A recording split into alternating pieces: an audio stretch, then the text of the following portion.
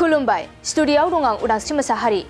दिनै चिरां जिल्ला कयल मयल नर्थ गान्दाबिल NELC चार्चआव 75 बोसोर हिराथि मायथाइ फोरबो फालिदों।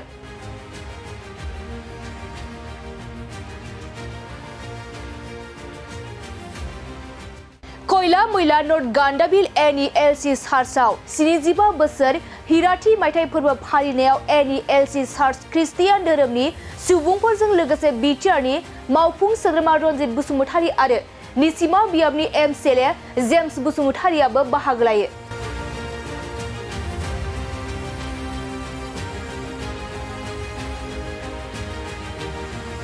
बे हाबाफारियावनो नुजाथिफैना गंसे जौस्राङाव गसंनानै फोथायारि रायजो राजाफोरनो हामलायथि बावनायजों लोगोसे बिटिआरनि मावफुं सोद्रोमा रनजित बसुमतारीआ बुङोदि सुबुं माहारिया गुबुन गुबुन थाखोआव थानानै जेखि खामानि मावा मानो जों बयबो इसोरनि सिगाङाव समान।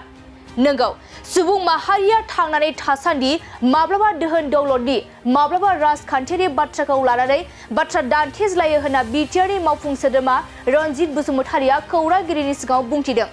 NLC मण्डलिनि 75थि बोसोरारि हिराथि रंजामा सान बे गोथार सानाव दा जोंनि गान्दाबिल मण्डलिनि साफ्रोमबो रायजो राजा आरो बिश्वासी जोंनि प्रभु जिसुखौ फोथायारिफोरजों बाहागो लाफानो मोननानै खोब गोजोननाय मोनदों।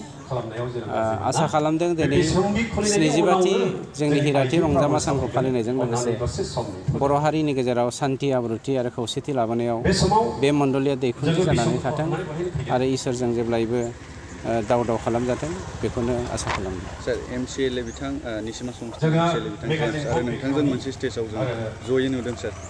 इसोरनि नोजोराव सुबुं माहारिया गासैबो समान, राजखान्थिया आलदा, धोरोमा आलदा, गतिके धोरोमाव जों जेब्लायबो ज' जानो हागौ।